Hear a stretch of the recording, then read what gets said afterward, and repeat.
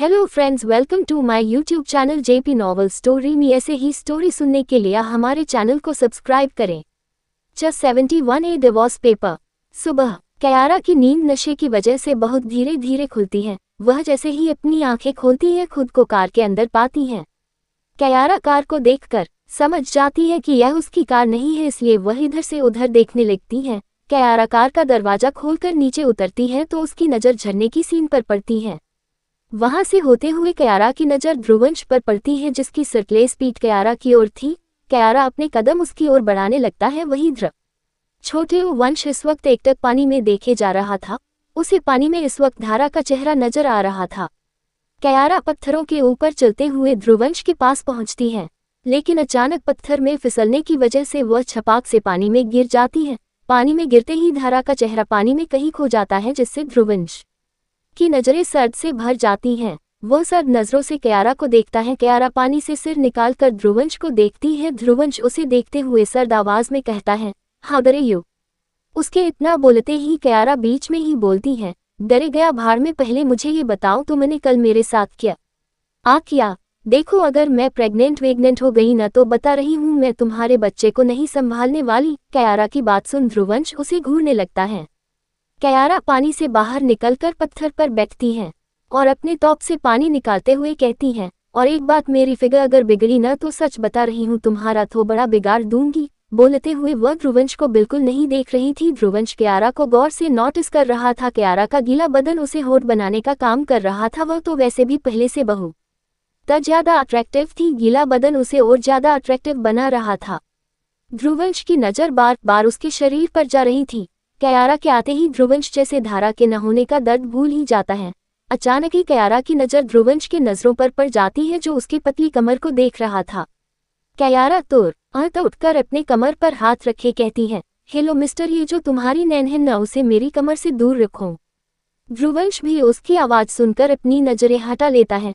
कयारा उसे कुछ देर घूरती है, फिर आगे बढ़कर ध्रुवंश का शर्ट लेकर पहन लेती है और वहां से जाते हुए कहती है, शर्ट चाहिए तो कल मिलना, इवनिंग 4 o'clock कॉफी शॉप में। उद्धरण चिन्ह अल्पविराम। इधर आव्या ध्रुवंश के न होने से खुद ड्राइव करके हॉस्पिटल जा रही थी। आज उसके साथ कोई बॉडीगार्ड नहीं थे। आव्या ने बहुत जिद करने के बाद आदित्य को मनाया था बॉडीगार्ड को साथ में न ले जाने के लिए। आव्या आगे देखते हुए ड्राइव कर ही रही थी, तभी उसे सामने रुद्र की जीप खड़ी दिखती है और साथ ही रुद्र भी, जो जीप के आगे बोनट पर बैठा सिगरेट पी रहा था। उसे देखकर आव्या कार अचानक ही रोक लेती है। उसकी आंखों के सामने फिर से वह सब नजारा छाने लगता है, पर आव्या जल्द ही खुद को उस डर से काबू कर लेती है, क्योंकि वह हमेशा इस तरह से डर कर तो नहीं जी सकती थी। आव्या रुद्र को देखते हुए हॉर्न बजाती है। रुद्र हॉर्न की आवाज सुनकर सिर उठाकर आव्या के कार की ओर देखता है। इस वक्त रुद्र की जीप बिल्कुल रास्ते के बीचों बीच खड़ी थी। रुद्र आव्या को देखते हुए बोनट से नीचे उतरता है। सिगरेट को नीचे गिराकर वह पैरों से मसल देता है। इतना करते ही वह आव्या की ओर बढ़ने लगता है। जैसे वह कदम बढ़ा रहा था, आव्या की धड़कन उतनी तेज होती ही जा रही थी, पर वह खुद को फिर भी संभाल रही थी। रुद्र आव्या के पास पहुंचते ही कार का दरवाजा खोलता है। आव्या सीट पर हाथ रखकर पीछे हो जाती है। रुद्र कार को पकड़कर अब आव्या की ओर झुकने लगता है। आव्या अपने कपड़ों को अपने हाथ की मुट्ठी में भरकर कस लेती है। रुद्र आव्या के चेहरे के बहुत करीब चला जाता है। आव्या उसे इतना करीब देखते ही आंखें बंद कर लेती है।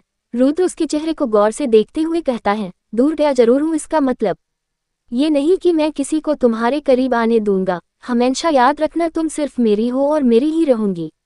रुद्र की गर्म सांसें आव्या को अपने चेहरे पर महसूस हो रही थी, जिससे उसकी धड़कन और तेजी से शोर कर रही थी। आव्या वैसे ही आंख बंद करके कहती है, जबरदस्ती से, धमकी से या किसी को मारते हुए दिखाकर मुझे अपना बनाओगे। आव्या के इतना बोलते ही रुद्र बस उसके बंद आंखों को देखता है, फिर कहता है, जबरदस्ती करना होता तो अब तक शादी होकर 10 बार हनीमून में जा चुके होते। मैं जबरदस्ती नहीं करता। धमकी देना होता तो मैं महीने इंतजार नहीं करता। तुम्हें देखने के लिए एक मिनट तड़प कर मर रहा हूँ बेबी गर्ल। आव्या जैसे ही ये सुनती है अपनी आंखें तुरंत खोल लेती है। रुद्र के चेहरे पर इमोशंस नहीं थे, पर फिर भी आव्या को उसके आंखों में दर्द दिख रहा था।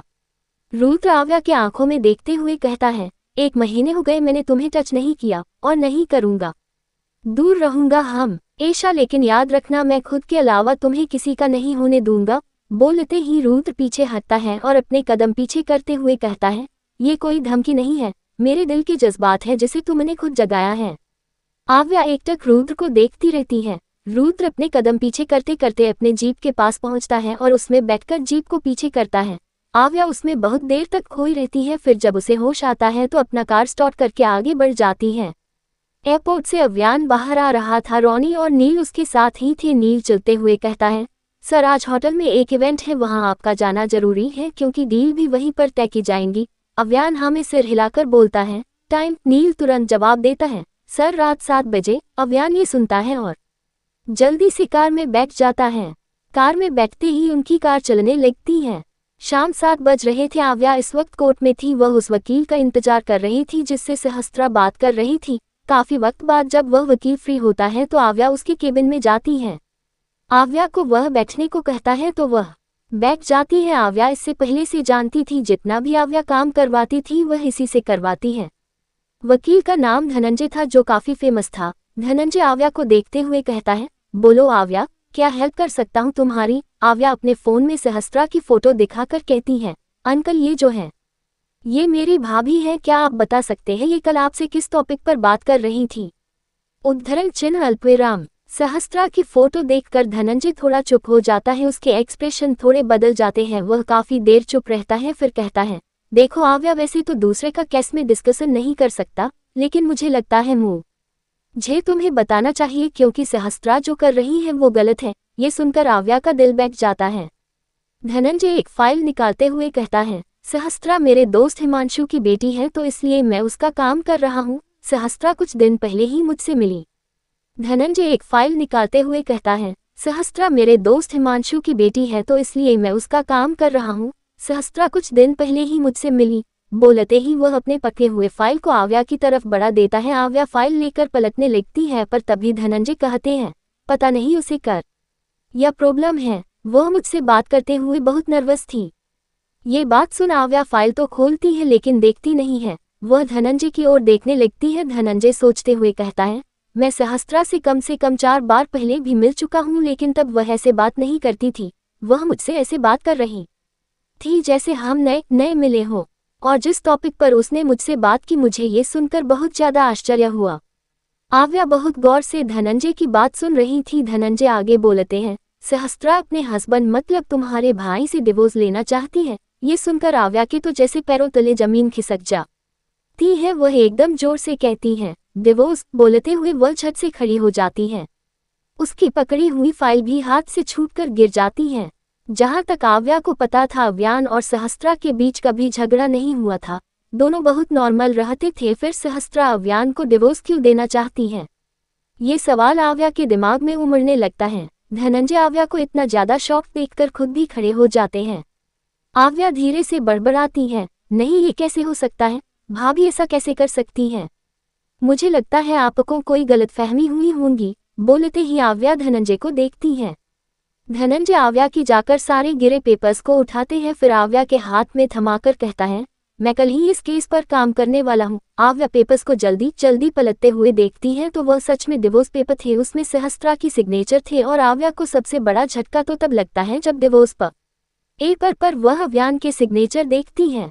आव्या एकदम से कहती है, ये भाई की सिग्नेचर। आव्या से तो कुछ बोला ही नहीं जा रहा था। उसकी जबान लड़खड़ा सी गई थी। सहस्त्रा के साथ रहते हुए 6 महीने होने वाले थे। उसने सहस्त्रा को अपनी भाभी, दोस्त सब कुछ माना था। वो कभी सोच भी नहीं सकती कि अब सहस्त्रा इस परिवार से जुदा होंगी।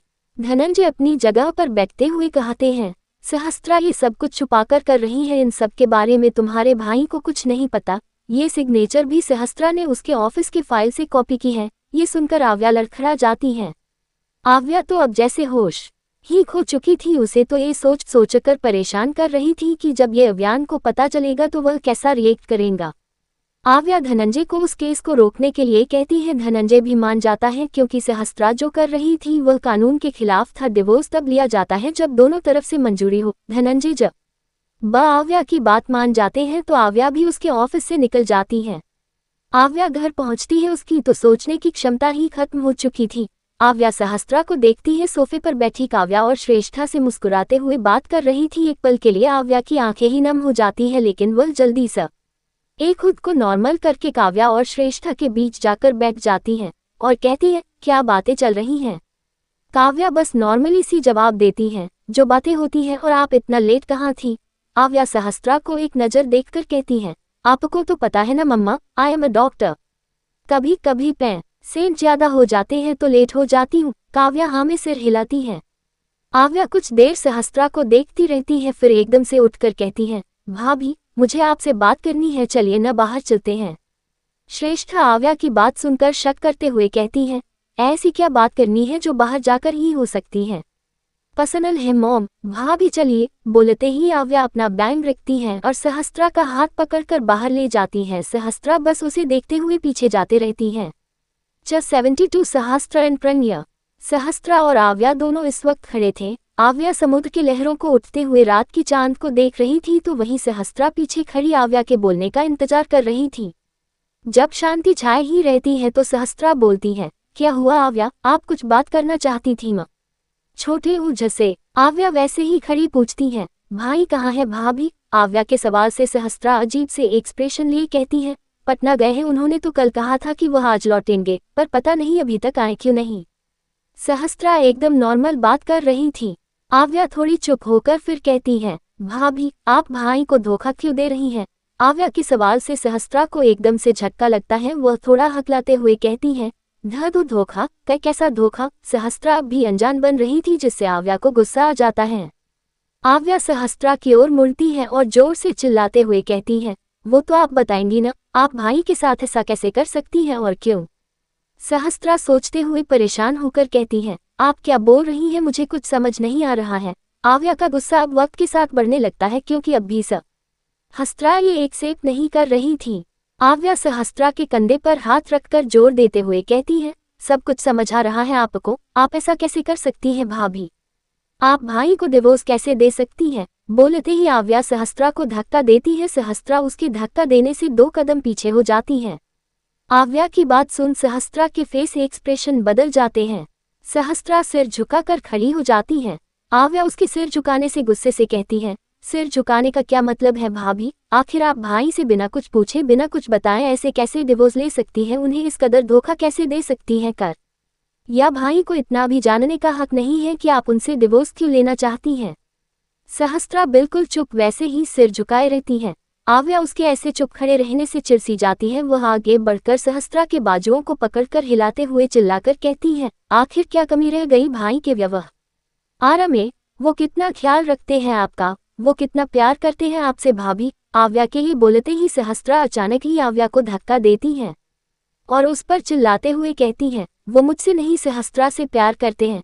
काव्या पीछे होकर हैरानी से सहस्त्रा को देखती है। सहस्त्रा के चेहरे पर ये बोलते ही दर्द उभरने लगता है। वहीं काव्या के मुंह से एकाएक निकल जाती है, सहस्त्रा भाभी आप ही तो। सहस्त्रा काव्या बस इतना बोलती है कि सहस्त्रा चिल्ला उठती है, सहस्त्रा नहीं प्रज्ञा, प्रज्ञा राठौर। काव्या को ये सुनकर बहुत जोर का झटका लगता है। उसके मुंह से धीरे से निकलती है, पर प्रज्ञा। सहस्त्रा के चेहरे पर इस वक्त हल्का गुस्सा दिख रहा था। वह अपने गुस्से की भड़ास निकालते हुए कहती है, धोखा मैं नहीं दे रही, धोखा तो मुझे मिला है, किस्मत ने मुझे धोखा दिया है, इस जिंदगी ने मुझे धोखा दिया है। ये बोलते ही सहस्त्रा का शरीर ढीला पड़ जाता है। वह बेसुध सी खड़ी कहती है, प्यार, बहुत प्यार करती हूँ मैं साजन से। मुझे प्यार के बारे में पता भी नहीं था, तब से उनसे प्यार करती हूँ। बचपन से ही मेरा बस एक सपना था कि उनके साथ शादी करूंगी, उनके साथ जिंदगी बिताऊंगी, लेकिन वक्त की घड़ी ऐसी पलटी का बड़ी, फिर मैं कभी उनसे मिल ही नहीं पाई। बोलते हुए सहस्त्रा के आंखों से आंसू बह जाती है। काव्या बस सहस्त्रा को देखती रह जाती है। सहस्त्रा प्रज्ञा पिछले वक्त को याद करते हुए कहती है, 18 साल पहले मैं उनके लिए एक सरप्राइज गिफ्ट लेकर जा रही थी। बोलते हुए वह उस पल में खोसी जाती है। फ्लैशबैक, प्रियंस कार ड्राइव कर रहा था और वही प्रज्ञा उसके पास वाले सीट में बैठी थी। प्रज्ञा अपने हाथ में पकड़ी गिफ्ट को देखते हुए अपनी मीठी सी आवाज में कहती है, पापा साजन को ये गिफ्ट पसंद आ जाएंगी ना। प्रियंस आगे देखते हुए ही कहता है, हाँ मेरी गुड़िया, कितनी बार सवाल करेगी, आप 50 बार पूछ चुकी हैं। ये सुनकर प्रज्ञा मुंह बनाकर प्रियंस को देखती है। प्रियंस एक नज़र प्रज्ञा को देखता है, फिर मुस्कुराते हुए आगे देखता है।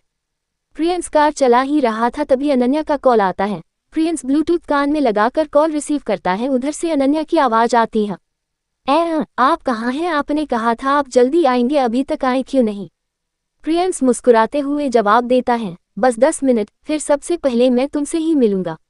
अनन्या थोड़ा परेशान होकर कहती है, प्लीज जल्दी आइए, हमें बहुत अजीब सी घबराहट हो रही है। हाँ हाँ आ रहा हूँ, बोलते हुए प्रियंस अचानक कार रोकता है। प्रियंस की नज़र सामने पड़ती है जहाँ कुछ लोग एक आदमी और औरत से उसके बच्चे छीनने की कोशिश कर रहे थे। वह औरत चिल्लाकर उन सबको अपने बच्चे से दूर कर रही थी। वही कार के रुकने आवाज़ सुनते ही अनन्या घबरा सी जाती है। वह कुछ बोलती प्रियंस हड़बड़ी में कान से ब्लूटूथ निकालता है और कार में रखकर कार से निकल जाता है। प्रन्या सामने का नज़ारा देख डर जाती है। पापा बुलाते हुए वह सीट बेल्ट को खोलने की कोशिश करती है। प्रियंस भागकर उन लोगों की ओर जाता है जिनसे वो लोग बच्चा छीनने की कोशिश कर रहे थे। वह हिमांशु और दया थी। प्रियंस उनके पास पहुंचते ही उन लोगों को धक्का देकर उन सबको हटाता है। एक आदमी ने दया के छोटे से बच्चे का पैर पकड़ा हुआ था और खींच रहा था। दया का बच्चा रोए जा रहा था तो वही दया भी रोते हुए उनसे उसे छोड़ने को कह रही थी। छोड़ो मेरे बच्चे को, छोड़ो। प्रियंस अब उन लोगों को मारने लगता है। प्रियंस के आने से अब हिमांशु भी उन लोगों को मारने लगता है। दोनों मार तो रहे थे लेकिन अचानक ही उन लोगों की संख्या और ज्यादा बढ़ जाती है। इधर प्रन्या किसी तरह से कार से निकल जाती है और पापा चिल्लाते हुए उसकी ओर बढ़ती है। प्रियंस मुड़कर प्रन्या को देखता है और चिल्लाते हुए कहता है, गुड़िया यहाँ मत आओ, कार में बैठो। उसके इतना बोलते ही उसकी चीख निकल जाती है क्योंकि एक आदमी ने प्रियंस की पीठ पर चाकू मार दिया था। ये देखकर प्रन्या जोर से चिल्लाती है, पापा। हिमांशु उस आदमी को मारता उससे पहले उसे पीछे से एक आदमी पकड़ लेता है। दया से भी उसके बच्चे को छीन लिया जाता है और उसे जोर से धक्का दिया जाता है। दया नीचे गिर जाती है और उसके सिर पर हल्की चोट लग जाती है। प्रन्या दौड़ती हुई उस आदमी के पास जाकर उसके हाथ को काट लेती है। वह आदमी दर्द से चिल्लाता है और प्रन्या को देखकर उसे अचानक उठाकर फेंक देता है। प्रन्या का सिर एक बड़े से पत्थर से जा लगता है। प्रन्या की एक दर्द भरी चीख निकल जाती है। प्रियंस ये देखकर चिल्ला उठता है, गुड़िया। वह आदमी प्रियंस की ओर बढ़ते हुए कहता है, बहुत शौक है न लोगों को बचाने का, अब तुझे कौन बचाएगा? प्रियंस की नज़र तो बस प्रन्या पर थी जिसके सिर से नीचे रोड में खून बह रहा था। प्रियंस की आंखों से आंसू बह जाते हैं। प्रियंस प्रन्या की ओर जाते हुए बुलाता है, गुड़िया। वह आदमी जल्दी से आगे बढ़कर प्रियंस की पीठ पर फिर एक बार चाकू घुसाता है। प्रियंस का ध्यान तो बस प्रन्या पर था। उसे दर्द तो हुआ लेकिन उसने नजरअंदाज कर दिया। वह जैसे जैसे बढ़ते जा रहा था वह आदमी उस पर चाकू घोंपता जा रहा था। वह तब रुकता है जब पीछे से एक आदमी की आवाज आती है, चलो जल्दी करो, कोई आ गया तो बहुत बड़ी प्रॉब्लम हो जाएंगी। उसकी आवाज सुनते ही सभी आदमी रुक जाते हैं जो हिमांशु को मार रहे थे। प्रियंस को जो चाकू मार रहा था वह आखिरी बार चाकू घोंपता है और धक्का देखकर सबके साथ मिल जाता है। सभी आदमी अब वहां से दया के बच्चे को लेकर खाई में फेंक देते हैं और चले जाते हैं। प्रियंस खून से लथपथ प्रन्या के पास घुटनों के बल बैठा हुआ था। गुड़िया बोलते हुए उसके आंसू गालों पर बह जाते हैं। प्रियंस की सांसें भी अब थमने लगी थी। प्रियंस रोते हुए प्रन्या के माथे पर किस करता है। वही उधर दया अपने बच्चे को खाई में गिरा देखकर खुद में मरना चाह रही थी लेकिन हिमांशु ने पकड़ लिया। दया रोते हुए जोर जोर से चीख रही थी, मेरा बच्चा। प्रियंस प्रन्या के छोटे से गाल पर हाथ रखकर उसके पास पेट के बल लेट जाता है और रोने लगता है। उधर अनन्या को हद से ज्यादा बेचैनी होती जा रही थी। वह उसके पैर एक जगह पर नहीं ठहर रहे थे। वह बार बार कॉल किए जा रही थी। उसके पैर भी इधर से उधर चले जा रहे थे। कुछ ही पल में प्रियंस की आंखें बंद हो जाती है। उसका रोना रुक जाता है और उसकी सांसें वही थम जाती हैं। वहां पर कुछ लोग उन सबकी ऐसी हालत देखकर अम्बुल ऐसा बुलाते हैं जिसमें प्रियंस को मरा हुआ घोषित किया जाता है। तो वही प्रन्या की धड़कन अब तक बंद नहीं हुई थी। शायद वो जीना चाहती थी। प्रन्या को जिंदा देखकर हिमांशु और दया उसे ले जाते हैं। प्रन्या का ट्रीटमेंट होता है। ट्रीटमेंट के बाद पता चलता है कि प्रन्या की याददाश्त चली गई है जिस वजह से हिमांशु और दया उसे एक नया नाम के साथ एक नई पहचान देते हैं। दया अपने बच्चे के खोने की दर्द की वजह से प्रन्या को अपनी खुद की बेटी मानने लगती है। दया का एक लड़का बच्चा था लेकिन अब वह मान चुकी थी कि उसने जो बच्चा पैदा किया था वह एक लड़की बच्ची थी। फ्लैशबैक एंड ये सब याद करते हुए सहस्त्रा के आंखों में आंसू आ जाते हैं। सहस्त्रा, प्रन्या कहती है, जिस चोट की वजह से मेरी याददाश्त चली गई थी वही चोट लगने की वजह से मेरी याददाश्त उसी दिन वापस आ गई जिस दिन माँ पापा के कमरे में आग लगी थी। मैं जब होश में आई तो साजन को सामने देखकर मैं बहुत खुश हुई थी लेकिन जैसे ही मुझे उनकी बातें याद आई मैंने अपनी खुशियों को दबा दी। प्रन्या के साथ हुई घटना सुनकर आव्या की भी आंखों से आंसू बहने लगती हैं। प्रन्या रोते हुए कहती है, साजन मुझसे प्यार नहीं करते। जब भी मैं प्रन्या के बारे में पूछती हूँ वह टाल देते हैं। उन्होंने तो मेरे प्यार तक को बचपना का नाम देकर ठुकरा दिया। वो मेरे करीब आते हैं लेकिन कोई और समझकर। मुझे घुटन सी महसूस होती है उनके करीब आने से। मैं उनके साथ जिंदगी भर रहना चाहती हूँ लेकिन मैं ऐसे नहीं रह सकती उनके साथ। हर बार बस सहस्त्रा सहस्त्रा सहस्त्रा, नफरत हो गई है मुझे इस नाम से। उद्धरण चिन्ह अल्पविराम। बोलते हुए प्रज्ञा के आंखों में अपने नाम के लिए नफरत भरी हुई थी। आव्या अपने आंसुओं को पोंछते हुए कहती है, लेकिन प्रज्ञा तुम्हारा डीएनए प्रिंस चाचू से क्यों मैच नहीं कर रहा। प्रज्ञा भी अपने आंसुओं को पोंछकर कहती है, डीएनए के बारे में मुझे नहीं पता और नहीं मैं ये सब जानना चाहत। बड़ी यह हूँ, मैं अब यहाँ से बहुत दूर जाना चाहती हूँ, अपनी पहचान को वापस लाना चाहती हूँ। अब दोबारा मैं साजन की जिंदगी में कभी नहीं आऊंगी, कभी नहीं। बोलते हुए प्रज्ञा वहां से भागकर जाने लगती है पर आव्या तुरंत उसकी ओर बढ़कर उसकी बाजू पकड़ लेती है। प्रज्ञा बिना मुड़े कहती है, प्लीज मुझे अकेला छोड़ दीजिए। आव्या जल्दी से नमे सिर हिलाकर कहती है, नहीं प्रज्ञा, तुम ऐसे किसी को छोड़कर नहीं जा सकती। हम सब तुम्हारे परिवार हैं और ऐसा हो सकता है कि भाई को तुम्हारे बारे में सब कुछ पता है लेकिन वो छुपा रहे हो। प्रज्ञा आव्या के हाथ को झटक कर कहती है, कुछ नहीं पता है उन्हें। अगर पता होता तो वो हर वक्त ये न कहते कि प्रज्ञा की बात भूल जाओ और हमारी बात करो। मैं कह रही हूँ न, वो हमेशा प्रज्ञा नाम आते ही मुंह मोड़ लेते हैं। वो इस शरीर में बसी बस सहस्त्रा को चाहते हैं। प्रज्ञा तो उन्हें याद ही नहीं है। सबके कमरे में मेरी बचपन की तस्वीर है लेकिन उनके कमरे में सिर्फ सहस्त्रा की तस्वीर है। वो सहस्त्रा जिनसे उन्होंने शादी की थी, जिसे उन्होंने अपनी पत्नी बनाया, उसे अपनी सजनी बनाया। मैं साजन की सजनी नहीं बनी, ये हक सहस्त्रा नाम ने लिया। जब भी साजन मुझे सहस्त्रा समझकर छूते हैं तो पता है कैसा लगता है, जैसे कोई मेरे दिल पर सुई चुभा रहा हो। नहीं सह सकती अब मैं इस दर्द को, नहीं सह सकती अब मैं इस तकलीफ को। इसलिए जैसे ही डिवोर्स पेपर बन जाएंगे मैं उनके जिंदगी से हमेशा के लिए दूर चली जाऊंगी। अब तो मुझे ऐसा लगता है जैसे मुझे जी दगी मिलनी ही नहीं चाहिए थी। उसी वक्त मैं मर जाती तो अच्छा होता। ये सब देखना तो नहीं पड़ता। आव्या उसके ये कहते ही जोर से चिल्लाती है, प्रज्ञा। प्रज्ञा आव्या को देखती है, फिर उसके आंसू से आंसू बह जाते हैं। प्रज्ञा रोते हुए अब वहां से भागकर चली जाती है। आव्या प्रज्ञा को देखती रह जा आती है। आव्या के मन में भी अब सवाल उभरने लगती कि अगर अव्यान को सब कुछ पता है तो वह प्रज्ञा के साथ ऐसा क्यों कर रहा है, और अगर नहीं पता तो फिर अव्यान ने सहस्त्रा नाम की लड़की से बिना कुछ सोचे समझे शादी क्यों की। उधर प्रज्ञा कमरे में बैग पर पेट के बल लेटी थी और तकिए पर अपना मुंह छुपाए रो रही थी। जिससे प्रज्ञा बस 3 साल की उम्र से प्यार करती आ रही थी, उसे किसी और का होता हुआ वह कभी नहीं देख सकती थी। भले शरीर एक था लेकिन पहचान दो थे, सहस्त्रा और प्रज्ञा। 73 ड्रग का नासा। प्रज्ञा सहस्त्रा बेड पर टिककर बैठी सो रही थी। वह काफी देर तक रोई। जब उसका रोना बंद हुआ तब बैठ जाती है और बैठे बैठे ही सो जाती है। रात के 12 बज रहे थे। अचानक ही कमरे का दरवाजा बहुत तेज आवाज से खुलता है, जिससे प्रज्ञा सहस्त्रा की नींद तुरंत खुल जाती है। प्रज्ञा सहस्त्रा आंख खोलकर सामने देखती है, उसे अव्यान दिखता है। अव्यान दरवाजा बंद करके लड़खड़ाते हुए कबर्ड की ओर जाता है। अव्यान की हालत देखकर प्रज्ञा सहस्त्रा उसे देखने लगती है। अव्यान बहुत मुश्किल से कबर्ड खोलता है और कुछ ढूंढते हुए कपड़ों को बाहर फेंकने लगता है। प्रज्ञा सहस्त्रा बस उसकी हरकतें देख रही थी। उसे बिल्कुल समझ नहीं आ रहा था कि अव्यान को हुआ क्या है। अव्यान कबर्ड से एक इंजेक्शन निकलता है और खुद के हाथ में लगाने की कोशिश करता, पर उसके हाथ इतना ज्यादा कांप रहे थे कि उसके हाथों से इंजेक्शन छूटकर गिर जाती है। अव्यान लड़खड़ाते हुए घुटनों के बल बैठता है और इंजेक्शन उठाने की कोशिश करता है। अव्यान के हाथ में जैसे ही इंजेक्शन आती है वह अपने हाथ में इंजेक्शन लगाने की कोशिश करता, लेकिन उससे हो ही नहीं रहा था। प्रज्ञा सहस्त्रा बहुत गौर से अव्यान को देखने लगती है।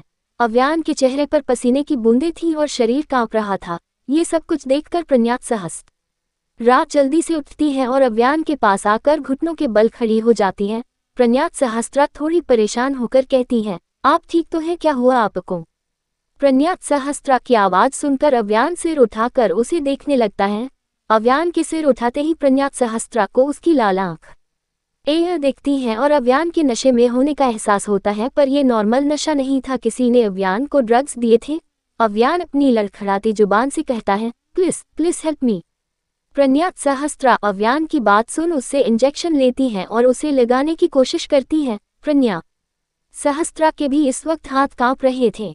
अव्यान सहस्त्रा के चेहरे को देखता है। प्रज्ञा सहस्त्रा के हल्के हल्के कांपते होंठ को देखकर अव्यान के शरीर में एक हलचल सी होती है। अव्यान एक झटके से प्रन्यात सहस्त्रा के दोनों बाजुओं को पकड़कर जमीन पर लेटा देता है। अचानक हुए इस मूवमेंट से प्रन्यात सहस्त्रा के हाथ से इंजेक्शन छूटकर गिर जाती हैं। अव्यान पर ड्रग्स का असर अब बढ़ने लगा था, जिससे वह खुद को बिल्कुल नहीं रोक पा रहा था। अव्यान एकदम से प्रन्यात सहस्त्रा के होठों पर अपने होंठ रख देता है।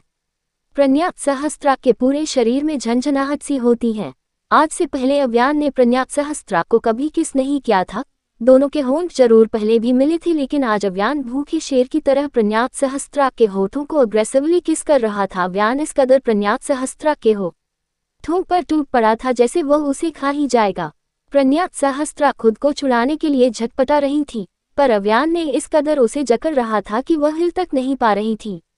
प्रन्यात सहस्त्रा को किस करते हुए अव्यान के अंदर जो ड्रग्स की वजह से आग लगी थी, उससे अव्यान को ठंड का एहसास जगा रही थी। अव्यान जैसे ही प्रन्यात सहस्त्रा के होठों को छोड़ता तो उसे बहुत अजीब लगता, जिस वजह से वह फिर से प्रन्यात सहस्त्रा के होठों को अपने कब्जे में ले लेता है और इस बार अव्यान प्रन्यात सहस्त्रा के होठों को बुरी तरह से काटने लगता है। प्रन्यात सहस्त्रा की दर्द से चीख निकल उठती है, जिसे सुनकर अव्यान अपने बढ़ी हुई सांसों को रोकते हुए कहता है, I am sorry but I can't control myself. प्रन्यात सहस्त्रा उसे आंसू भरी आंखों से देखने लगती है। प्रन्यात सहस्त्रा भी समझ रही थी कि इसमें अव्यान कुछ नहीं कर सकता। वह उस ड्रग्स के असर से पूरी तरह से नशे में डूब चुका था। उसकी सेक्सुअली डिजायर बाहर आने लगी थी। सॉरी बोलते हुए अव्यान भले रुक गया, लेकिन फिर एक बार जब उसकी नज़र प्रन्यात सहस्त्रा के कांपते हुए होठों पर पड़ती है तो वह चाहकर भी खुद को रोक नहीं पाता। अव्यान बहुत तेजी से प्रन्यात सहस्त्रा के होठों को चूम रहा था, जिसमें कोई प्यार न था। इससे बस प्रन्यात सहस्त्रा को दर्द महसूस हो रही थी। प्रन्यात सहस्त्रा को अपने होंठ में बहुत दर्द हो रहा था, लेकिन अब वह खुद को छुड़ा नहीं रही थी, क्योंकि उसे पता था वह चाहकर भी खुद को अव्यान के चंगुल से छुड़ा नहीं सकती। हर लड़की की चाहत होती है कि उसकी जो फर्स्ट किस हो बहुत स्पेशल हो। अव्यान और प्रन्यात सहस्त्रा की ये फर्स्ट किस थी, लेकिन इसमें दोनों की मर्जी नहीं थी। न अव्यान खुद के होश में कर रहा था और न ही प्रन्यात सहस्त्रा अपनी मर्जी से करने दे रही थी। वक्त के साथ अव्यान की डिजायर बढ़ती जा रही थी, जिसे वह बिल्कुल नहीं सह पा रहा था। अव्यान एक झटके से प्रन्यात सहस्त्रा के साड़ी को उसके छुपे सीने से हटा देता है। प्रन्यात सहस्त्रा के देखकर अव्यान को दूर करने की कोशिश करती, लेकिन उसमें उसे रोकने की जरा भी हिम्मत नहीं थी। अव्यान प्रन्यात सहस्त्रा पर बुरी तरह से हावी हो रहा था। वह लगातार प्रन्यात सहस्त्रा के शरीर को काटने लगा था। इससे प्रन्यात सहस्त्रा की सिस्क भरी आवाज पूरे कमरे में गूंज रही थी। यह आवाज अव्यान को और ज्यादा उत्तेजित करने की कोशिश कर रही थी। अव्यान अब एक झटके से प्रन्यात सहस्त्रा के ब्लाउज को फाड़कर उसके सीने से अलग कर देता है। अव्यान के हर एक मूव से प्रन्यात सहस्त्रा बस दर्द को दर्द पहुंचा रही थी। प्रन्यात सहस्त्रा को यह दर्द बिल्कुल बर्दाश्त नहीं हो रहा था, जिससे वह दर्द से भर जाती है। उसके आंसू लगातार गाल पर बहने लगती है। वह सिसकते हुए कहती है, प्लीज रुक जाए, हमें दर्द हो रहा है। लेकिन अव्यान के कान अब बंद हो चुके थे। उसे बस प्रन्यात सहस्त्रा का खूबसूरत बदन दिख रहा था। अव्यान अपनी शर्ट को भी निकालकर फेंक देता है। प्रन्यात सहस्त्रा को अब अव्यान के हर एक हरकतों से डर लगने लगा था। वह खुद को सिमटने की कोशिश कर रही थी। प्रन्यात सहस्त्रा को समझ आ रहा था कि आगे क्या होने वाला है, जिससे उसका बदन काफी ज्यादा इफेक्ट कर रहा था। प्रन्यात सहस्त्रा के ऊपरी शरीर में एक भी ऐसी जगह नहीं बचती जिसमें अव्यान के दांतों के निशान न हो। प्रन्यात सहस्त्रा का गोरा बदन अब पूरा लाल हो चुका था। अव्यान इस कदर उस पर हावी हो रहा था जैसे वह प्रन्यात सहस्त्रा का शिकार कर रहा हो। अव्यान के हाथ प्रन्यात सहस्त्रा के ब्रा को फाड़ देते हैं, पर वह उसके ब्रा को बदन से अलग करता उससे पहले ही उसकी आंखों के सामने एक नजारा छाने लगता है, जिसमें प्रन्या के बचपन का मासूम सा चेहरा था। उस मासूम चेहरे पर मुस्कान थी। अव्यान ड्रग्स के नशे भरे चेहरे से प्रन्यात सहस्त्रा के चेहरे को देखता है, जिस पर दर्द थे और आंसू लगातार बहे जा रहे थे। अव्यान उसके चेहरे को देखते ही अपनी हालत को संभालते हुए उसके ऊपर से हटता है। प्रन्यात सहस्त्रा उसे देखते रहती है। अव्यान अपनी लड़खड़ाती कदम से वॉशरूम जाता है और जोर से दरवाजा बंद करके लॉक कर देता है। प्रन्यात सहस्त्रा एक पल के लिए सहम जाती है। अव्यान ने प्रन्यात सहस्त्रा को तो उसे दर्द देने से छोड़ दिया था, लेकिन अब उसका दर्द बाहर आने लगता है। ड्रग्स का असर तब तक खत्म नहीं हो सकता था जब तक उसे जिस्म की गर्मी न मिल जाए या फिर दवाई न मिल जाए। अव्यान को अपना शरीर फटता हुआ महसूस हो रहा था, जिस वजह से वह चीख पड़ता है। उसकी चीख सुनकर प्रन्यात सहस्त्रा घबरा जाती है। वह जल्दी से अपनी बिखरी साड़ी को उठाकर अपने सीने को छुपा लेती है। प्रज्ञात सहस्त्रा की ब्रा फट जरूर गई थी लेकिन फिर भी उसे ढक रही थी। प्रज्ञात सहस्त्रा दरवाजा पर खटखटाते हुए बुलाने लगती है, साजन, साजन दरवाजा खोलिए, प्लीज दरवाजा खोलिए। प्रज्ञात सहस्त्रा को भी समझ आ चुका था कि अव्यान किस तरह अंदर तड़प रहा होगा। वह अव्यान को तड़पते हुए कभी नहीं देख सकती थी, उसके दर्द को कभी नहीं सकती थी। अव्यान के हर तड़प से प्रज्ञात सहस्त्रा को बहुत तकलीफ हो रही थी।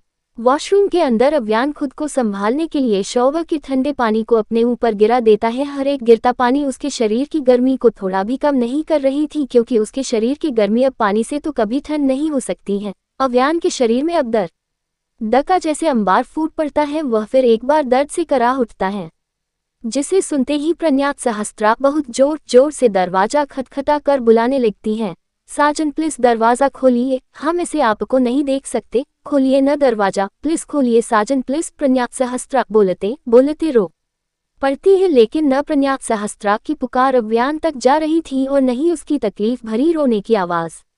अंदर अव्यान अपने दर्द से तड़प रहा था तो वहीं प्रज्ञात सहस्त्रा अव्यान के दर्द को महसूस करते हुए तड़प रही थी। अव्यान को ड्रग्स के असर ने पूरे काबू में ले लिया। अव्यान इन सबको ओ करने के लिए अचानक ही अपना सिर बहुत जोर से दीवार पर मारता है। वह लगातार अपने सिर को दीवार पर मारता जा रहा था। उसने शायद ठान लिया हो कि उसके जिस्म की गर्मी को मिटाने के लिए वह प्रज्ञात सहस्त्रा के जिस्म को नहीं छुएगा।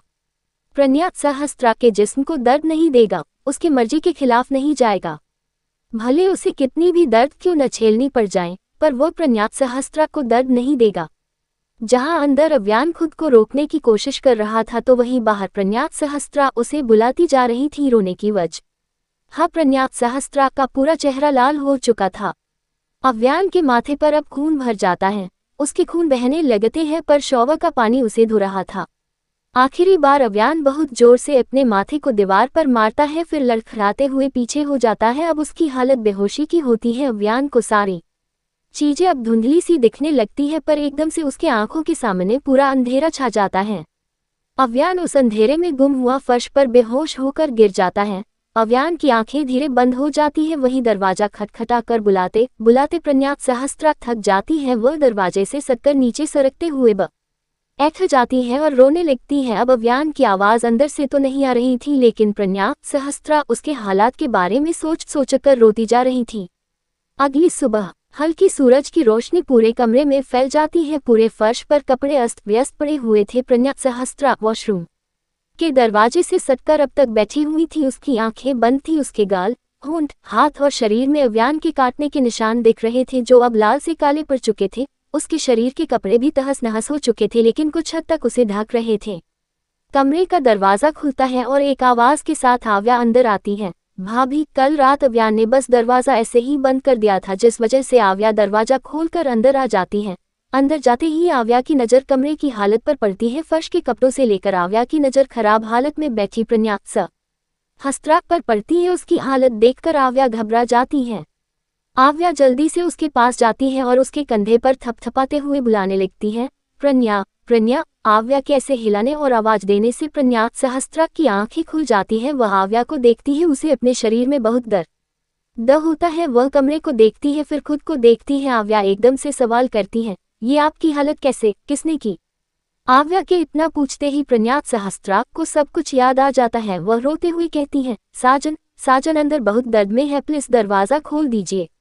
आव्या कुछ समझ न ही पाती तो वह पूछती है, भाई, भाई को क्या हुआ है? आव्या सवाल तो करती है, लेकिन अब प्रज्ञात सहस्त्रा कोई जवाब नहीं देती, बस रोती जाती है। आव्या ये देखकर परेशान हो जाती है। वह दरवाजे को देखती है, फिर प्रज्ञात सहस्त्रा को अच्छी तरह से चादर से ढक लेती है। आव्या अब ध्रुवंश को लाकर लाती है। ध्रुवंश के आते ही आव्या प्रज्ञात सहस्त्रा को दरवाजे से हटाती है। ध्रुवंश दरवाजे को खटखटाते हुए 2-3 बार बुलाता है, ब्रो, लेकिन जब आवाज नहीं आती तो वह दरवाजे को धक्का मारने लगता है। ध्रुवंश के तेज धक्का देने से दरवाजा धीरे धीरे खुलने लगता है। अब ध्रुवंश थोड़ा पीछे होता है और जोर से एक लात मारता है। दरवाजा धड़ाम की आवाज से खुल जाता है। दरवाजा जैसे ही खुलता है, प्रज्ञात सहस्त्रा जल्दी से अंदर जाकर देखती है। अव्यान के सिर पर खून था और वह सटलेस फर्श पर गिरा हुआ था। तीनों बड़ी ही है, ये देख घबरा जाते हैं। तीनों ही जल्दी से दौड़कर उसके पास जाते हैं। प्रज्ञात सहस्त्रा तो सीधे जाकर अव्यान से लिपट जाती है। वहीं आव्या और ध्रुवंश उसे बुलाने लगते हैं, अव्यान की जब आंखें नहीं खुलती है तो आव्या चिल्लाकर प्रज्ञात सहस्त्रा से पूछती है, क्या हुआ है भाई को, बताए भ। अभी प्रज्ञात सहस्त्रा अव्यान से लिपटी हुई कहती है, शायद इनको किसी ने ड्रग्स दे दिया था। ध्रुवंश और आव्या ये सुनकर हैरान रह जाते हैं। 74 क्यूरियोसिटी किल्ड द कैट। आव्या जैसे ही ये सुनती है कि अव्यान को ड्रग्स दिया गया है और अब तक उसे कोई दवाई या जिस्म की गर्मी नहीं मिली है तो वह बहुत ज्यादा घबरा जाती है। ध्रुवंश भी बहुत ज्यादा परेशान हो जाता है क्योंकि वह भी जानता था कि ड्रग्स का असर तब तक खत्म नहीं होता जब तक दवाई न ली जाए या फिर ड्रग्स की वजह से अपनी डिजायर न पूरी की जाए, और अगर ड्रग्स का असर खत्म नहीं हुआ तो इंसान की जान भी जा सकती है। ध्रुवंश दौड़कर जल्दी से बाहर चला जाता है। आव्या भी अव्यान के नब्ज चैंट कर रही थी जो अब तक नॉर्मल थी, लेकिन अव्यान की सांसें नहीं चल रही थी। अब भी ड्रग्स का जहर उसके अंदर काम कर रहा था। ध्रुवंश दौड़ते हुए अंदर आता है और आव्या को इंजेक्शन देते हुए कहता है, ट्यूलिप इसे इंजेक्ट करो जल्दी। आव्या हाँ में सिर हिलाकर जल्दी से इंजेक्शन लेकर अव्यान के शरीर में इंजेक्ट करती है।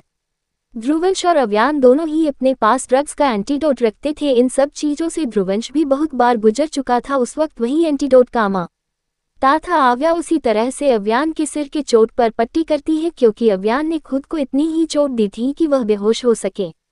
प्रज्ञा अव्यान के सीने से लिपटी चुपचाप थी। उसे बस अव्यान की कल रात की दर्द याद आ रही थी। रोनी भी अब वहां पहुंचता है। रोनी के पहुंचते ही ध्रुवंश उसे घूरते हैं। छोटे हुए बोलता है, कहाँ थे तुम और ब्रो की हालत तुमने ऐसे होने कैसे दी। रोनी अव्यान को देखता है फिर ध्रुवंश को। रोनी अपनी सफाई देते हुए कहता है, अव्यान ने मुझे उस इंसान को पकड़ने के लिए भेज दिया था। मैंने कहा था कि मैं कमरे तक पहुंचाकर दवाई दे देता हूं पर उन्होंने साफ मना कर दिया था। इसल छोटी ये मुझे जाना पड़ा। कल रात जब पार्टी में अव्यान के ड्रिंक में ड्रग्स मिला दिया गया था तो उसका असर बहुत तेजी से होने लगा। अव्यान को जैसे ही पता चला वह तुरंत पार्टी हॉल से बाहर निकल गया था और जाकर कार में बैठ गया। पहले तो रोनी को भी कुछ समझ नहीं आया, पर धीरे धीरे उसे भी सब कुछ समझ आ गया था।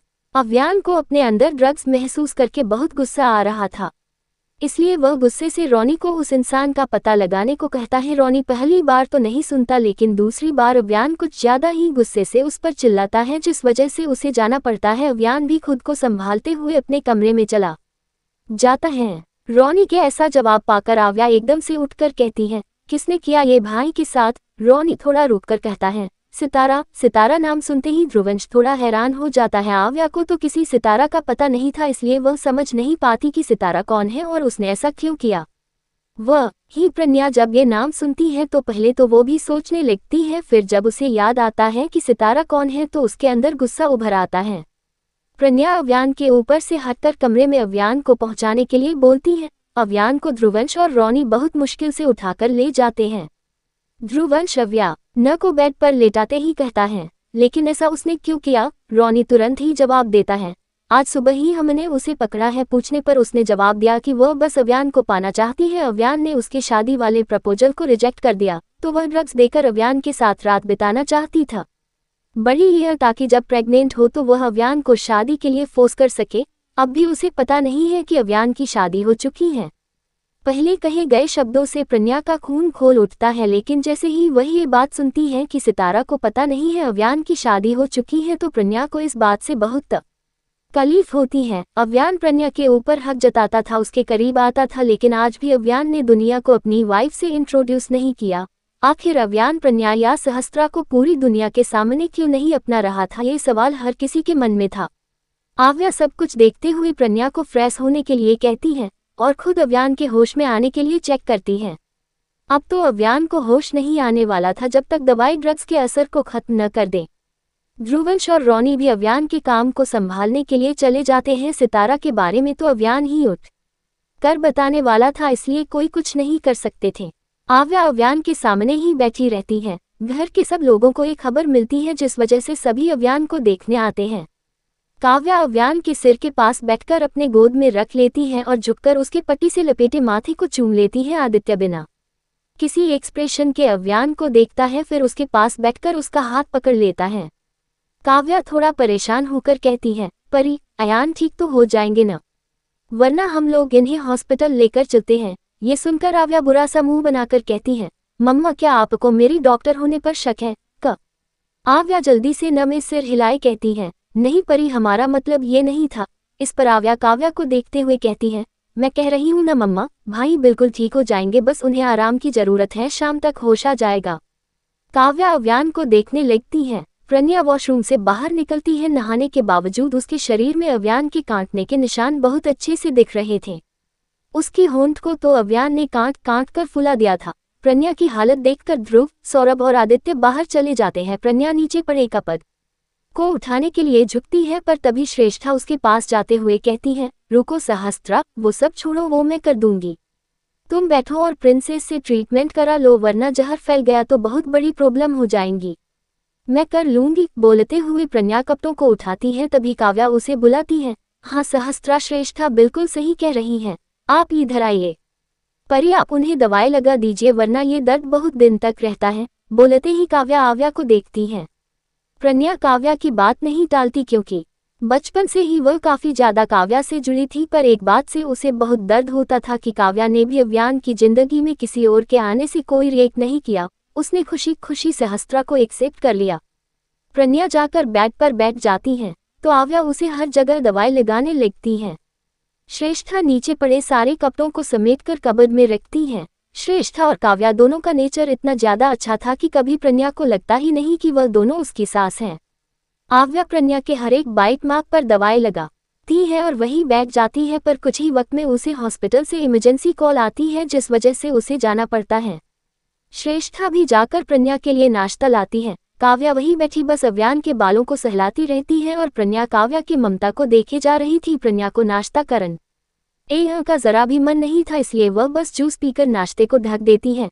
काव्या अव्यान के बालों को सहलाते हुए प्रज्ञा से कहती है, कल रात आपको हमें बुलाना चाहिए था, हमें न सही लेकिन परी तो बगल वाले कमरे में थी, उसे बुला लेते। ये सुनकर प्रज्ञा सिर झुका लेती है और कहती है, हमें उनके दर्द को देखकर कुछ समझ ही नहीं आया कि हम क्या करें, हमें उनके दर्द के सिवाय कुछ नहीं दिख रहा था। बोलते हुए प्रज्ञा की आंखों से आंसू गिर जाते हैं। प्रज्ञा रात में जब अव्यान को इतना दर्द में कराहते सुनती है तो उसका दिमाग पूरी तरह से ब्लैंक हो जाता है। उसे ये तक याद नहीं रहता कि उसे किसी को बुलाना चाहिए या फिर कोई उसके सिवाय इस घर में रहता है। काव्या प्रज्ञा को बहुत गौर से देखती है। काव्या को प्रज्ञा के अंदर खुद की छवि दिख रही थी। जिस तरह आदित्य को कुछ होने से उसे आदित्य के दर्द के सिवाय कुछ नहीं दिखता, उसी तरह प्रज्ञा भी थी। काव्या अब प्रज्ञा से और ज्यादा कुछ भी बोलकर हट नहीं करना चाहती थी, इसलिए वह अव्यान को देखकर फिर एक बार उसके माथे पर किस कर लेती है।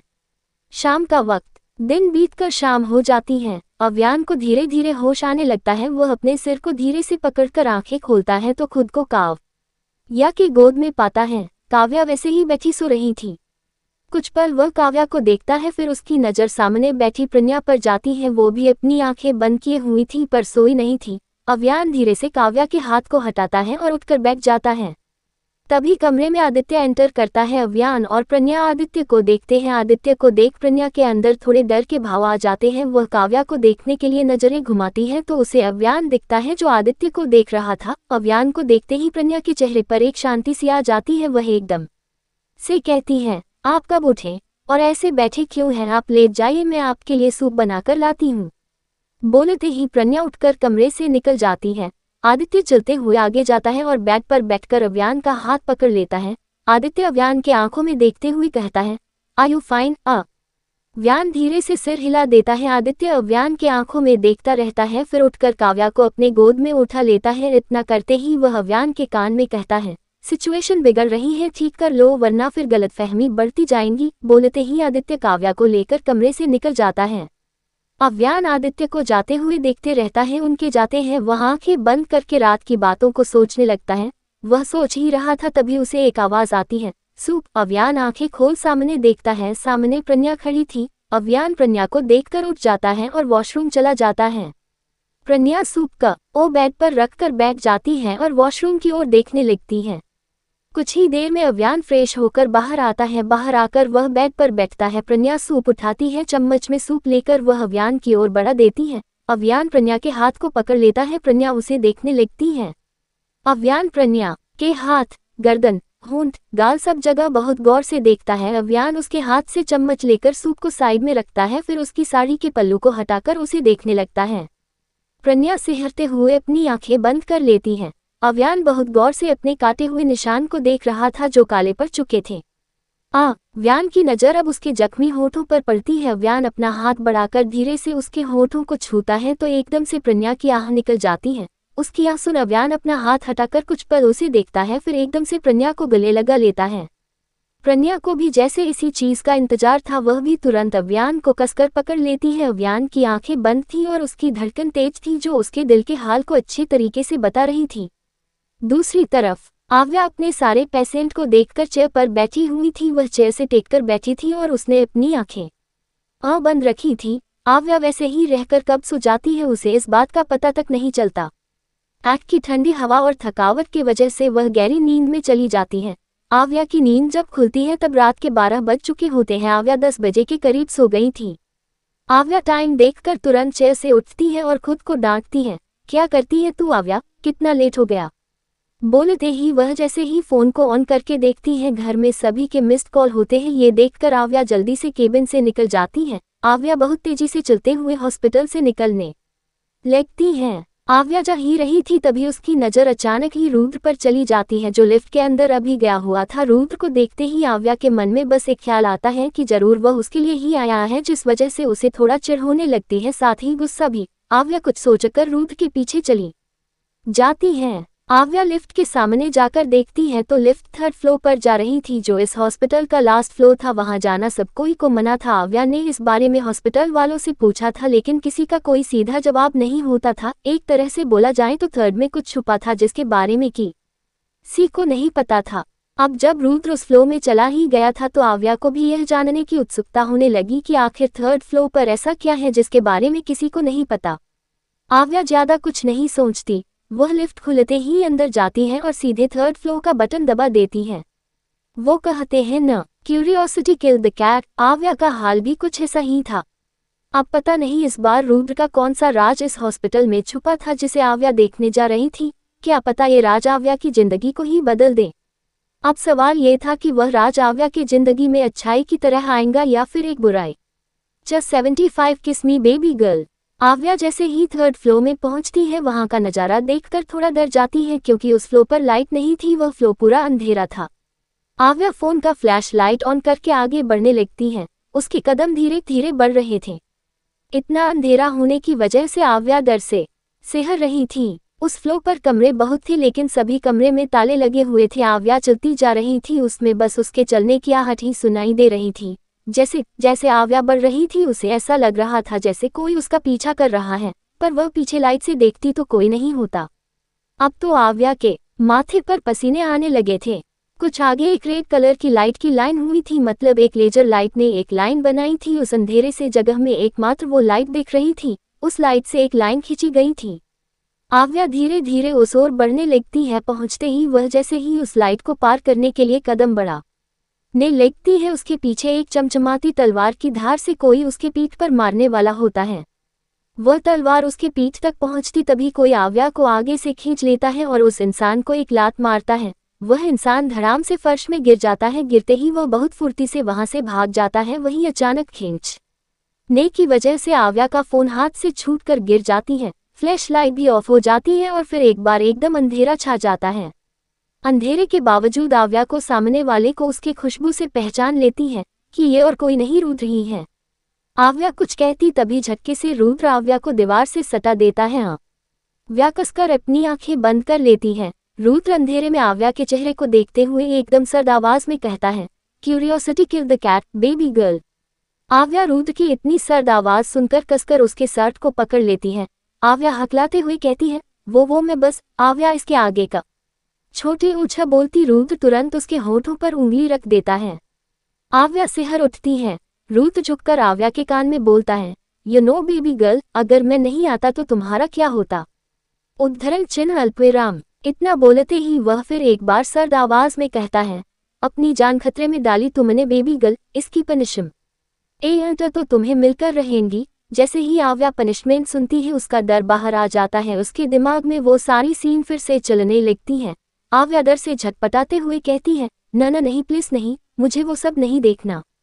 उद्धरण चिन्ह अल्पविराम। बोलते हुए वह एकदम से रोने लगती है। रुद्र आव्या के मुंह पर हाथ रखकर कहता है, शश बिल्कुल चुप। इतना बोलते ही रुद्र आव्या को प्यार से अपने सीने से लगा लेता है। आव्या सिसकते हुए रुद्र से कहती है, मुझे वो सब नहीं देखना प्लीज। रुद्र आव्या के बालों को सहलाते हुए कहता है। तुम ऐसा का माँ क्यों करती हो बेबी गर्ल की मैं मजबूर हो जाऊं। आज के बाद नहीं करूंगी, प्लीज मुझे छोड़ दो। आव्या एकदम से सिसकते हुए बोल पड़ती है। रुद्र प्यार से आव्या के माथे पर किस करके कहता है। ओके अब चुप हो जाऊं। आव्या धीरे धीरे अपनी सिसकना बंद करती है। जब आव्या पूरी तरह से शांत हो जाती है तो रुद्र आव्या का हाथ पकड़कर ले जाने लगता है। आव्या रुद्र के साथ जाने से भी डर रही थी, लेकिन इस अंधेरे सी जगह में रुद्र के साथ के अलावा उसे कुछ समझ नहीं आ रहा था। रुद्र उस अंधेरे में भी चलता जा रहा था। एक जगह पहुंचकर वह अपना हाथ आगे करके दरवाजे पर रखता है। ऐसा करते ही वह दरवाजा खुल जाता है। रुद्र आव्या को लेकर अंदर जाता है। अंदर पूरी व्हाइट कलर की लाइट थी और एकदम शांति थी। रुद्र आव्या को लेकर एक कमरे में जाता है जहां एक लेडी डॉक्टर बैठी कुछ रिपोर्ट्स देख रही थी। आव्या की नजर अब धीर पर चली जाती है जो बैठा हुआ फोन पर कुछ कर रहा था। आखिर में उसकी नजर एक औरत पर पड़ती है जो बेड पर बेसुध सी लेटी हुई थी। आव्या उसे पहचानने की कोशिश करने लगती है क्योंकि उसने पहले भी इस औरत को देखा था, पर कहाँ देखा था ये उसे बिल्कुल भी याद नहीं आ रही थी। रुद्र आव्या का हाथ छोड़कर उस औरत की ओर बढ़ने लगता है। रुद्र जाकर स्टूल पर बैठता है और उस औरत का हाथ पकड़कर शांति से उसके चेहरे को देखने लगता है। आव्या समझ नहीं पाती कि आखिर उसने इस औरत को कहाँ देखा था और रुद्र का उससे क्या रिश्ता है। आव्या वहीं खड़ी बस उसे देखती रहती है। तभी उसे रुद्र की आवाज आती है। Come here baby girl. आव्या आवाज सुनकर कुछ देर तक तो खड़ बड़ी ही रहती है, फिर कुछ सोचते हुए रुद्र के पास चली जाती है। आव्या के पास पहुंचते ही रुद्र उसे खींचकर अपने गोद में बिठा देता है। आव्या रुद्र के गले में बाहें डाल लेती है। रुद्र उस औरत को देखते हुए शांति से कहता है, शी इज माई मॉम। ये सुनते ही आव्या हैरानी से उस औरत को देखती है। ये औरत नैना ही थी। आव्या को लगा था कि रुद्र की कोई माँ नहीं है, वह मर चुकी है और उसने उसके घर में भी नैना की एक भी तस्वीर नहीं देखी थी। आव्या सवालों से घिरी हुई नैना को देखती है, फिर रुद्र को देखती है। रुद्र के एक्सप्रेशन आज इतने शांत थे जिसे आव्या ने कभी नहीं देखा था। रुद्र आज एक नॉर्मल इंसान लग रहा था, पर उसके चेहरे पर वही चार्मिंग थी। रुद्र नैना से नजरें हटाकर आव्या को देखता है। दोनों की नजरें आपस में मिल जाती हैं। आव्या को रुद्र के आंखों में एक अलग ही एहसास दिख रहे थे। रुद्र एकदम खामोशी से आव्या को गले लगा लेता है। आव्या भी पता नहीं क्यों रुद्र के इस खामोशी में गुमसी हो जाती है और वह भी रुद्र के पीठ पर हाथ रख लेती है और अपना चेहरा उसके गर्दन में छिपा लेती है। रुद्र आव्या के कंधे पर चीन टिकाए नैना को देखते रहता है। आज उसके पास दो सुकून थे, एक तो उसकी मॉम और दूसरी आव्या। अगली सुबह अव्यान और प्रन्या एक दूसरे को बाहों में भरकर सुकून से सो रहे थे, पर सुबह की हल्की सूरज की रोशनी से प्रन्या की नींद खुल जाती है। प्रन्या की आंखें खुलते ही अव्यान का हैंडसम सा चेहरा दिखता है जो उसके चेहरे के बहुत करीब था। प्रन्या अव्यान के चेहरे को कुछ पल यूं ही देखती रहती है, फिर एकदम से उसे कुछ ख्याल आता है तो उसका चेहरा मुरझा जाता है। प्रन्या अव्यान के चेहरे को देखते हुए मन ही मन कहती है, काश काश कि ऐसा होता, आप मेरे बचपन से अब तक के प्यार को समझ पाते। बचपन में भी आप मुझसे दूर रहते थे और अब भी हम दूर हैं, इतने करीब होकर भी आप मुझसे बहुत दूर हैं। बोलते हुए प्रन्या के चेहरे पर दर्द दिखता है। प्रन्या अव्यान के हाथ को अपने ऊपर से हटाती है और उठकर वॉशरूम चली जाती है। सूरज की रोशनी चेहरे पर पड़ने से अव्यान की भी आंखें खुल जाती हैं। अव्यान उठकर बैठता है। बैठते ही अपना फोन उठाकर चेक करता है। अव्यान रोनी को कॉल करता है। रोनी के कॉल रिसीव करते ही अव्यान उसे सर्द आवाज में कहता है, 5 मिनट में मुझे उनकी बर्बादी न्यूज में दिखनी चाहिए। अव्यान बोलकर तुरंत कॉल कट करता है। फोन को टेबल पर रखकर वह अपनी और प्रन्या की शादी की फोटो देखता है। प्रन्या वॉशरूम से निकलती है तो उसकी नज़र सीधे बेड पर बैठे अव्यान पर पड़ती है। प्रन्या तुरंत अपनी नज़रें अव्यान से हटाकर ड्रेसिंग टेबल के सामने खड़ी हो जाती हैं। अव्यान प्रन्या को देखकर गहरी सांस लेता है और उठकर वॉशरूम चला जाता है।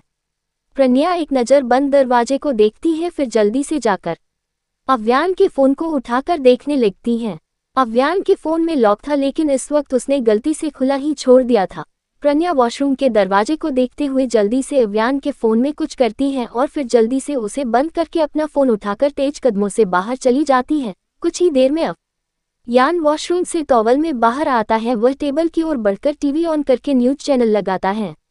टीवी में एक न्यूज़ हाईलाइट कर रही थी, सिन्हा कंपनी के सभी शेयर होल्डर्स ने ले लिए अपने शेयर वापस, जिस वजह से बस कुछ वक्त में ही स्वयं सिन्हा की कंपनी हुई बर्बाद। कहा जा रहा है ये एक साजिश है, लेकिन किसने की ये किसी को खबर नहीं। स्वयं सिन्हा ये बर्बादी देख नहीं पाए, जिस वजह से बिगड़ी उनकी हालत। अब उन्हें हॉस्पिटल में एडमिट किया गया है। अव्यान इतना देखते ही टीवी बंद करता है। स्वयं सिन्हा सितारा के पापा हैं। अव्यान ने सितारा के साथ साथ उसके फैमिली को भी टारगेट किया था। भले ये गलत बात थी, लेकिन अव्यान इतना अच्छा भी नहीं था। उसे तो ये सोचकर ही इतना गुस्सा आ रहा था कि अगर गलती से भी ड्रग्स के नशे में उसने सितारा को छू लिया होता तो क्या होता, वह प्रज्ञा यानी सहस्त्रा को क्या जवाब देता। ये सब सोचते हुए अव्यान अपने कपड़े पहनता है। तैयार होते ही वह अपना फोन लेता है। फोन पकड़ते ही उसके एक्सप्रेशन चेंज हो जाती है। अव्यान फोन को एक नज़र देखकर पॉकेट में रखता है और कमरे से निकल जाता है। नीचे जाकर वह चारों तरफ देखता है। सब घरवाले मौजूद थे पर प्रज्ञा गायब थी। उसके साथ वह ये भी नोटिस करता है कि रोनी और आव्या भी नहीं है। अव्यान बाहर जाने के लिए कदम बढ़ाता तभी काव्या उसे बुलाती है। अयान, कहाँ जा रहे हैं? अव्यान मुड़कर काव्या को देखता है। काव्या अव्यान के पट्टी को देखते हुए कहती है, चोट ठीक नहीं हुई है, नाश्ता करके दवाई खा लीजिए और आज आप कहीं नहीं जा आएंगे। बोलते ही काव्या अव्यान के हाथ को पकड़कर डाइनिंग टेबल की ओर बढ़ जाती है। काव्या अव्यान को चेयर पर बैठाती है, फिर उसके पास प्लेट लगाते हुए कहती है, पता नहीं ये परी कहाँ रह गई, ऐसे कौन से पेशेंट को पूरी रात देखती है। ध्रुवंश जूस पीते हुए कहता है, हाँ उसने कल रात मुझे बड़ी ही मैसेज किया कि वह बहुत लेट हो जाएंगी, पर यह नहीं पता था कि हॉस्पिटल में ही पूरी रात गुजार लेंगी। ये सुनकर अव्यान खाते हुए रुक जाता है, फिर कुछ सोचकर नाश्ता करने लगता है। दूसरी तरफ आव्या वॉशरूम से फ्रेश होकर बाहर निकलती है। रुद्र आव्या को देखता है, फिर झुककर नैना के माथे पर किस करके आव्या की ओर बढ़ जाता है। रुद्र आव्या का हाथ पकड़ता है। दोनों अब वहां से निकल जाते हैं। धीर पहले ही वहां से निकल चुका था। वही लेडी डॉक्टर वहीं बैठी रहती हैं। बाहर जाकर देखती है तो अब तक उस फ्लोर पर अंधेरा था। लग ही नहीं रहा था कि सुबह हो चुकी थी। रुद्र उसी अंधेरे से होकर आव्या को लेकर जाता है। दोनों लिफ्ट के अंदर जाते हैं। लिफ्ट के अंदर जाते ही रुद्र आव्या को दीवार से सटाता है। आव्या सिर उठाकर सवालिया नजरों से रुद्र को देखने लगती है। रुद्र आव्या के हाथ को दीवार से सटा देता है और उसके चेहरे के करीब झुककर कहता है, खुद की जान खतरे में डालने की पनिशमेंट अब तक नहीं मिली तुम्हें बेबी गर्ल। आव्या बस रुद्र को देखती रहती है। रुद्र आव्या के आंखों में देखकर कहता है, तुम्हारी पनिशमेंट है। बोलते हुए रुद्र आव्या के चेहरे को बहुत गौर से देखता है। आव्या रुद्र के ऐसे बोलने से नर्वस होने लगती है। रुद्र एकदम से बोलता है, किस मी बेबी गर्ल। आव्या अपनी आंखें बड़ी करके रुद्र को देखती है। रुद्र आव्या के रसीले होंठ को देखते हुए कहता है, मैं तुम्हारे साथ जबरदस्ती नहीं कर सकता, लेकिन अगर तुमने खुद मुझे किस किया तो मैं तुम्हारे साथ जबरदस्ती करूंगा, क्योंकि जबरदस्ती करने के लिए भी मुझे तुम्हारी परमिशन चाहिए। उसी परमिशन के लिए मुझे किस करो। जस्ट किस मी बेबी गर्ल। रुद्र की बातों को सुनकर आव्या बहुत ज्यादा हैरान थी। रुद्र बोल तो ऐसे रहा था जैसे कोई लड़की अपनी जबरदस्ती करने के लिए परमिशन देंगी, पर पता नहीं आव्या को रुद्र का चेहरा देखकर क्या होता है। वह बुरा सा मुंह बन आकर कहती है, पर तुमने ब्रश नहीं की है।